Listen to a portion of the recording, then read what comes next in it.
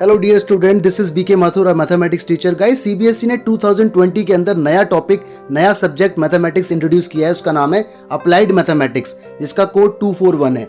यानी जो मैथमेटिक्स हम लोग अब तक पढ़ते आए हैं वो नॉर्मल मैथमेटिक्स हुआ करती थी, ट्रेडिशनल मैथमेटिक्स हुआ करती थी, जिसका कोड 041 था। लेकिन 2020 से जो बच्चा 10th पास करके 11th में आया है उसके पास दो ऑप्शन आ गई हैं। कोड 241 अप्लाइड मैथमेटिक्स वो ले सकता है अगर चाहे तो कौन कौन ले सकता है, क्या लेना चाहिए, क्या बेनिफिट होगा, या इस टाइम 2020 के अंदर अप्लाइड मैथमेटिक्स नहीं लेनी चाहिए, और नहीं लेनी चाहिए तो क्यों नहीं लेनी चाहिए। तो आइए पूरी डिटेल इस वीडियो के अंदर देखते हैं। Before moving further, I would like to request you, please like and subscribe my channel. इस 2020 में सीबीएसई ने एक मैथमेटिक्स को इंट्रोड्यूस किया है, दैट इज 241। ये इसका सीबीएसई का कोड है। और जो पुरानी मैथमेटिक्स हमारी होती थी दैट इज 041, ये इसका कोड है। ठीक है, ये अभी भी एग्जिस्ट है, लेकिन ये वाला न्यू टॉपिक, न्यू सब्जेक्ट एक तरह से मैथमेटिक्स के अंदर आया है। तो जो बच्चे अभी 10th पास करके 11th में मैथ्स लेने की सोच रहे हैं, उनके पास दो मैथ्स लेने का ऑप्शन है। एक नॉर्मल मैथमेटिक्स दैट इज 041 और एक अप्लाइड मैथमेटिक्स दैट इज 241। तो मैं आपको इस वीडियो के अंदर बताने वाला हूं कि भैया 041 और 241 में क्या बेनिफिट है और क्या लॉस है, किसको लेना चाहिए और क्या इस साल लेना चाहिए या नहीं लेना चाहिए। तो आइए जरा देखते हैं। इस सबसे पहला पॉइंट ये है कि देखिए, जब आप 10th क्लास में थे और 10th क्लास में कुछ बच्चों ने बेसिक मैथमेटिक्स को चूज किया था, कुछ बच्चों ने स्टैंडर्ड मैथमेटिक्स को चूज किया था। तो जिन लोगों ने बेसिक मैथमेटिक्स ली थी इन 10th क्लास, अगर वो 11th में मैथमेटिक्स लेना चाहते हैं तो उनके पास केवल एक ऑप्शन है, दैट इज 241, यानी अप्लाइड मैथमेटिक्स। अप्लाइड मैथमेटिक्स के अलावा वो कोई और मैथमेटिक्स नहीं ले सकते if they want to take maths as a subject, right. इसका मतलब बात यहां पर साफ हो गई कि 10th क्लास में अगर आपके पास बेसिक मैथमेटिक्स थी तो आप नॉर्मल मैथ्स को नहीं ले सकते। आपके पास एक ही ऑप्शन है मैथ्स लेने का, that is code 241 applied mathematics. Okay, लेकिन जिन बच्चों ने 10th में स्टैंडर्ड मैथमेटिक्स को ऑप्ट किया था, उनके पास दो ऑप्शन है। या तो वो अप्लाइड मैथमेटिक्स यानी कोड 241 ले सकते हैं, या फिर वो नॉर्मल मैथमेटिक्स जो हमारी ट्रेडिशनल मैथमेटिक्स है वो ले सकते हैं, जिसका कोड 041 है। तो यहाँ पर स्टैंडर्ड वालों के लिए ऑप्शन है, उनकी मर्जी है, या तो अप्लाइड मैथ्स लें या मैथ्स लें। ठीक है, लेकिन जिनके पास 10th में बेसिक थी वो केवल और केवल अप्लाइड मैथमेटिक्स ही ले सकते हैं if they want to take mathematics as a subject. Okay, point number 2 पे आते हैं, डिफिकल्ट या सिलेबस के। इन दोनों मैथमेटिक्स में कौन सी मैथमेटिक्स ज्यादा डिफिकल्ट है या किसका सिलेबस ज्यादा है। ठीक है, तो सबसे पहली बात आती है डिफिकल्टी की। तो दोनों मैथ्स डिफिकल्ट है या फिर दोनों मैथ्स इजी है, ये डिपेंड करता है आपकी सोच पर। ठीक है भाई, देखो सिंपल सी बात है, अगर आप कॉन्टिन्यूअस प्रैक्टिस और कॉन्सेप्ट को क्लियर करते जाएंगे और टीचर के साथ साथ स्टडी करेंगे, ठीक है, कॉन्टिन्यूअस प्रैक्टिस, कॉन्सेप्ट क्लियर और टीचर के साथ स्टडी, तो आपको डिफिकल्ट नहीं लगेगी, इजी लगेगी। बाकी ना पढ़ने वालों के लिए तो हर चीज डिफिकल्ट होती है। तो इसका मतलब डिफिकल्ट दोनों नहीं है, दोनों की दोनों इजी हैं, पहली बात। Number 2, syllabus.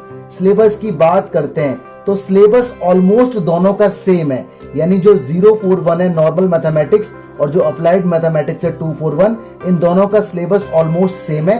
11th क्लास के अंदर अगर देखा जाए तो थोड़ा सा अप्लाइड मैथमेटिक्स का सिलेबस ज्यादा है, एक चैप्टर का फर्क है। ठीक है, तो यानी सिलेबस के मामले में ऑलमोस्ट दोनों सेम है, 11th में थोड़ा सा इसका सिलेबस ज्यादा है बस। ऑलराइट, अच्छा जी, अब बात करते हैं क्या क्या टॉपिक इसके अंदर आए और क्या क्या टॉपिक हटे। टॉपिक हमारा आता है टॉपिक्स और चैप्टर्स जो अप्लाइड मैथमेटिक्स के अंदर एक्स्ट्रा आए हैं।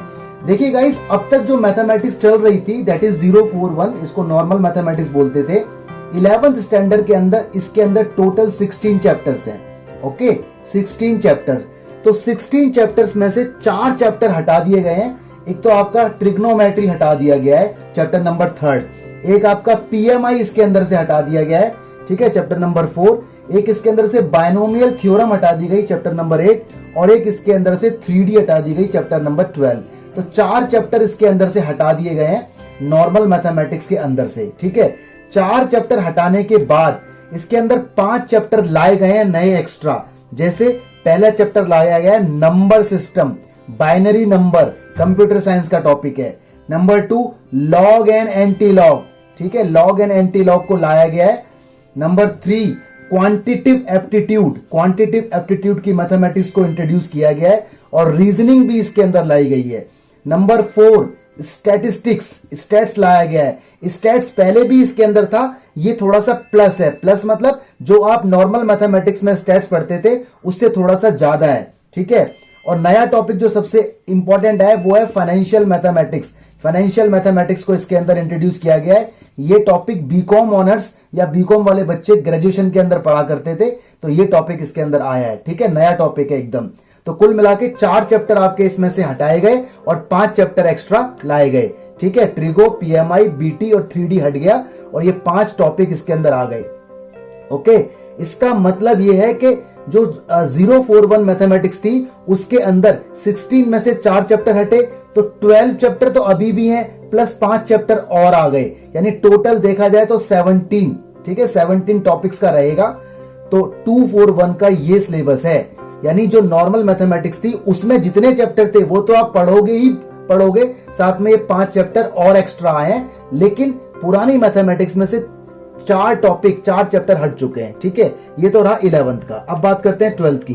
देखिए गाइस, 12th के अंदर जो नॉर्मल मैथमेटिक्स हमारी हुआ करती थी दैट इज 041, इसके अंदर टॉपिक हुआ करते थे 13, टोटल चैप्टर 13 हुआ करते थे। ऑलराइट, अब क्या हुआ, अब इन्होंने बनाया अप्लाइड मैथमेटिक्स, एक नया सब्जेक्ट 12th क्लास के लिए।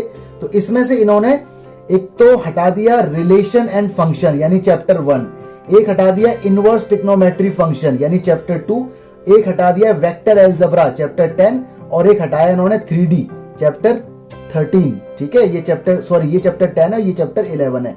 तो ये चैप्टर हटा दिए गए, यानी 13 में से 1 2 3 4 4 चैप्टर हटा के 9 चैप्टर अभी भी आपके पास हैं, ठीक है। 9 चैप्टर बच्चा अप्लाइड मैथमेटिक्स में वही पढ़ेगा जो नॉर्मल मैथमेटिक्स के अंदर था, लेकिन इसके साथ साथ ये 4 चैप्टर इसके अंदर और डाल देता है।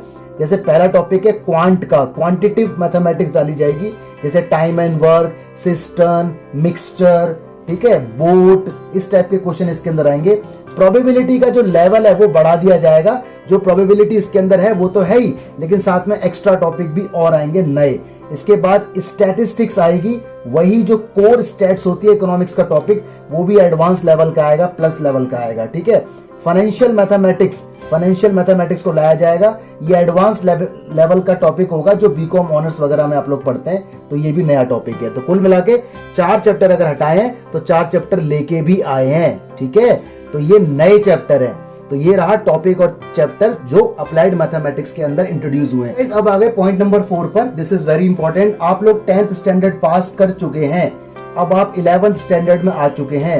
11th स्टैंडर्ड में हो सकता है आप में से कई बच्चों ने साइंस स्ट्रीम लिया हो, या कई ने कॉमर्स स्ट्रीम लिया हो, या कई ने ह्यूमैनिटी स्ट्रीम लिया हो, ठीक है। साइंस, कॉमर्स और ह्यूमैनिटी, हो सकता है किसी ने वोकेशनल भी लिया हो। ऑलराइट, वोकेशनल मतलब कुछ और भी सब्जेक्ट्स होते हैं सीबीएसई के अंदर, बट मेनली हम बात करते हैं 3 स्ट्रीम की। तो साइंस वाले बच्चों को मेरी रिकमेंडेशन है कि वो 041 यानी जो ट्रेडिशनल मैथमेटिक्स है जो हम अब तक पढ़ते आ रहे हैं वही लें। रीजन, क्योंकि साइंस वाला बच्चा आगे जाके हो सकता है आईआईटी का एग्जाम दे, ठीक है, हो सकता है वो बच्चा बीएससी में जाए, या हो सकता है बीसीए वगैरह में जाए, तो यहाँ पर ट्रिग्नोमेट्री की जरूरत पड़ेगी जो इसमें से हटा दिया गया है, ठीक है। तो साइंस साइड वाले बच्चे को 041 मैथ्स लेनी चाहिए, यानी नॉर्मल मैथमेटिक्स लेनी चाहिए। कॉमर्स वाले बच्चे के पास ऑप्शन है, या तो वो 041 ले या फिर वो 241 ले, उसकी मर्जी है, ठीक है, क्योंकि दोनों का सिलेबस सेम है। लेकिन यहाँ पर भी एक ट्विस्ट है, इसके लिए वेट करो, मैं आपको बताने वाला हूँ कि कौन सी मैथमेटिक्स लेने से बेनिफिट है अभी राइट नाउ। ओके, बाकी ह्यूमैनिटी वाले बच्चे भी मैथमेटिक्स लेते हैं एज अ एक्स्ट्रा सब्जेक्ट, तो वो कोई सी भी मैथमेटिक्स ले सकते हैं। अगेन उनके पास 2 ऑप्शन है, 041 या फिर 241, ठीक है। लेकिन कौन सी लेनी चाहिए अभी प्रेजेंट सिनेरियो में, ये मैं आपको बताने वाला हूं पॉइंट नंबर 5 पर, ठीक है जी। अच्छा, लेकिन साइंस वालों के लिए रिकमेंडेशन है कि वो 041 ही लें, ताकि ट्रिग्नोमेट्री से उनका पाला पड़े और आगे जाके वो नुकसान महसूस ना करें, ठीक है। पॉइंट नंबर 5 पे आते हैं, ठीक है। देखो, कुछ कॉमर्स के स्टूडेंट ऐसे होते हैं जिनको 12th के बाद बीसीए वगैरह में जाना होता है, तो उनके लिए रिकमेंडेशन ये है, जो 12th के जो कॉमर्स लेके बच्चे बीसीए करना चाहते हैं, कि वो 041 मैथमेटिक्स लें। रीजन, क्योंकि 041 मैथमेटिक्स के अंदर जो टॉपिक है ट्रिग्नोमेट्री टाइप का, वो आगे जाके आपको कोर इंजीनियरिंग में जाएगा। भाई बीसीए भी तो इंजीनियरिंग का एक छोटा सा पार्ट है, ठीक है, तो उनको ये लेना चाहिए। अच्छा जी, बाकी कॉमर्स के बच्चे चाहे तो 041 ले लें या फिर 241 ले लें, कोई दिक्कत वाली बात नहीं है। दोनों मैथमेटिक्स के अंदर सिलेबस लगभग लगभग सेम है, बस इसके अंदर ट्रिगो नहीं है, इसके अंदर अदर सब्जेक्ट है, और जो अदर सब्जेक्ट है वो है जो कॉमर्स में आगे जाके काम आते हैं। ऑलराइट, ह्यूमैनिटी स्ट्रीम वाला जो बच्चा है उसके पास भी 2 ऑप्शन है, आइदर 041 और 241, ठीक है। लेकिन अगेन अगर वो BCA वगैरह में जाना चाहता है तो आई विल रिकमेंड 041 मैथमेटिक्स लेनी चाहिए, ठीक है। अच्छा जी, अब बात आती है कि सर 241 पर आप जोर क्यों नहीं दे रहे हो, अप्लाइड मैथमेटिक्स लेने पर जोर क्यों नहीं दे रहे हो, क्या ये बेकार है? मेरा आंसर है नो। क्यों, अभी बताता हूं आपको। नंबर 6 आता है कि अप्लाइड मैथमेटिक्स क्या हमें लेनी चाहिए, यस और नो, ठीक है। तो मेरी रिकमेंडेशन है नो। मतलब 2020 के अंदर जो बच्चा 10th क्लास से 11th क्लास में आया है उसको अप्लाइड मैथमेटिक्स नहीं लेनी चाहिए, ठीक है। अब आप सोच रहे होंगे ऐसा क्यों? अब मेरी बात सुनिए, चाहे वो बच्चा कोई भी हो, साइंस का हो, कॉमर्स का हो या ह्यूमैनिटी का हो। नंबर 1 क्यों नहीं लेनी चाहिए, वाई, उसकी वजह सुनो। नंबर 1 वजह यह है कि एनसीईआरटी की बुक्स अप्लाइड मैथमेटिक्स की मार्केट में अवेलेबल नहीं है, पब्लिश ही नहीं हुई अभी तक, ठीक है। सिलेबस तो है लेकिन एनसीईआरटी की बुक मार्केट में अवेलेबल नहीं है। और आपको पता होना चाहिए कि मैथ्स का जो एग्जाम होता है, ठीक है, 12th का 11th का जो भी है, वो पूरी तरह से एनसीईआरटी के अंदर से आता है, ठीक है। हम एक्स्ट्रा क्वेश्चन तो इसलिए करते हैं ताकि हमारा कॉन्फिडेंस बिल्टअप हो जाए। तो 98% पेपर एनसीईआरटी से ही रहने वाला है, तो क्योंकि एनसीईआरटी की बुक नहीं है तो आपको प्रॉब्लम होगी। नंबर 2, प्राइवेट राइटर्स की बुक अवेलेबल है, ठीक है, लेकिन प्राइवेट राइटर्स की जो बुक है उसके अंदर सिलेबस जो होता है वो ओपन होता है। ओपन का मतलब अनलिमिटेड सिलेबस होता है, तो यानी नया नया सिलेबस है, आपको नहीं पता कि क्या करना है और क्या नहीं करना। जैसे क्वांटिटेटिव एप्टीट्यूड का टॉपिक है, उसके अंदर एक टॉपिक है वर्क एंड टाइम, तो वर्क एंड टाइम का टॉपिक बेसिक लेवल का 2 दिन में भी फिनिश हो जाता है, एडवांस लेवल का 15 दिन के अंदर भी फिनिश होता है, ठीक है, 10 दिन के अंदर भी, depending upon that subject and topics. तो इसका मतलब बच्चा यहाँ फंस सकता है कि हम क्या करें और क्या ना करें। अगर एनसीईआरटी होती तो एनसीईआरटी के अंदर क्वेश्चन होते तो ये पता चलता कि हाँ हमें इस टाइप के क्वेश्चन ही सॉल्व करने और क्वेश्चन सॉल्व नहीं करने, तो लिमिटेड सिलेबस पे आप बाउंड रहते, ठीक है। तो ये वाली बात है। तीसरी बात, प्रीवियस ईयर के क्वेश्चन पेपर आपको अवेलेबल नहीं होंगे, यानी आपको नहीं पता चलेगा कि व्हाट इज द पैटर्न। तो यहाँ पर आपको फायदा नुकसान दोनों हो सकता है। हो सकता है आपको नुकसान हो जाए कि भैया मैंने तो पता ही नहीं कैसा पेपर आया था, हो सकता है बेनिफिट हो जाए, पेपर इजी आ जाए, तो यहाँ पर कुछ भी हो सकता है, ठीक है।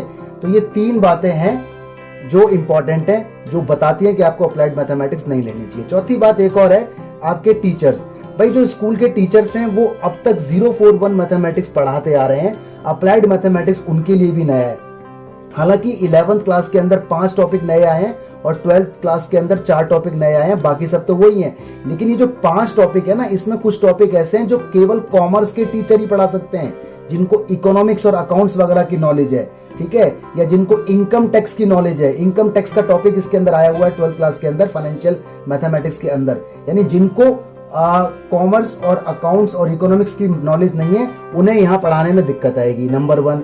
कुछ टॉपिक इसके अंदर ऐसे आए हैं जो कॉम्पिटिटिव मैथमेटिक्स को पढ़ाते हैं, यानी जो सीजीएल, गवर्नमेंट जॉब की प्रिपरेशन, कॉम्पिटिटिव एग्जाम में जो work and time system mixture के क्वेश्चन आते हैं, उनको पढ़ाने की ट्रिक्स बताते हैं। तो यानी यहाँ पर नॉर्मल टीचर को प्रॉब्लम आ सकती है, ठीक है।